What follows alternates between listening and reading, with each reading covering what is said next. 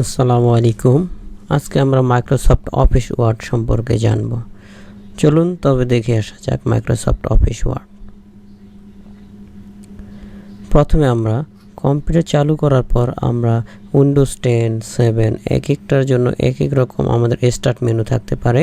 আমরা ফার্স্টলি চলে যাব স্টার্ট মেনু। স্টার্ট মেনুতে ক্লিক করব। স্টার্ট মেনুতে ক্লিক করা হলে আমরা এখানে স্ক্রল করব। স্ক্রল করলে এর মধ্যে দেখব মাইক্রোসফট অফিস কোথায় লেখা আছে। তো এখান থেকে আমাদের মাইক্রোসফট অফিসটাতে একটা ক্লিক করব।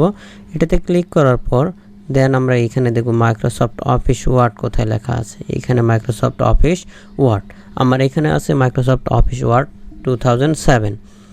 অন্য ভার্সন হতে পারে, আপনারা যে ভার্সনে ব্যবহার করবেন সেই ভার্সনটা ওপেন করে নেবেন। যাই হোক, এখন আমরা এখানে একটাই ক্লিক করব।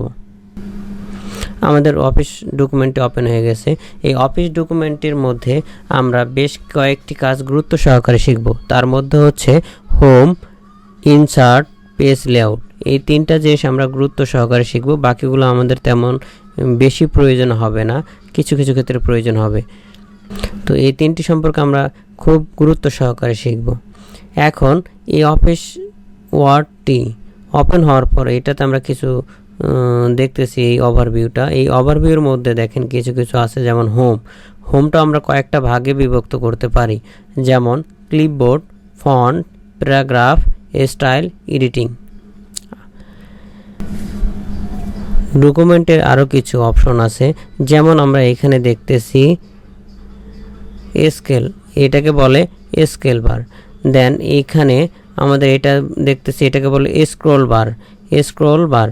আর আমাদের এইখানে দেখেন জুম ইন জুম আউট। আমাদের এই ডকুমেন্টটা এটাকে বড় ছোট করার জন্য আমরা এখান থেকে জুম আউট করতে পারি। এটা নর্মালি আমাদের থাকে 100%। তো আমরা যদি এখন এইখানে 100%-এর উপরে অনেক 200 বা 200-র অধিক বা 200-র কাছাকাছি যদি করি, তখন দেখি নিচে আমাদের আরেকটা স্ক্রল বার তৈরি হয়ে গেছে, এই স্ক্রল বার। তো আমরা নর্মালি 100% রাখবো। তো 100% রাখলাম। 100% রাখার পর এখন আমাদের বেশ কয়েকটা অপশন আছে। এইখানে আমাদের দেখেন নর্মালি প্রিন্ট লেআউটে থাকে। এই প্রিন্ট লেআউট অথবা কোনো সময় আপনাদের ফুল রিডিং হয়ে যাবে।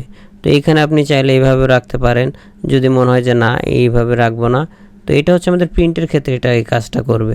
নর্মালি আমরা আমাদের যেরকম থাকে প্রিন্ট লেআউট সেভাবে রাখবো। এখানে আছে ওয়েব লেআউট, দেন আউটলাইন, দেন ড্রাফট। তো যাই হোক, এগুলো আমাদের সবসময় বেশিরভাগ ক্ষেত্রে প্রিন্ট লেআউট থাকবে। আমাদের এটা বেশি বিষয় সম্পর্কে বেশি জানার দরকার নাই। আর উপরেরটা হচ্ছে টাইটেল বার। এই টাইটেল বারে হচ্ছে আমরা যে কাজটা করব সেই কাজের টাইটেল বা হেডিং দিব, যেটাতে আমরা সহজে বুঝতে পারবো। এটা দিয়ে আমরা কি করব, সেভ করব। দেন এটা হচ্ছে আমাদের স্ট্যাটাস বার। আমরা এখানে যদি লিখি, এইখানে আমাদের কয়টা পেজ হচ্ছে, কয়টা ওয়ার্ড আমরা লিখছি, এখানে দেখাবে।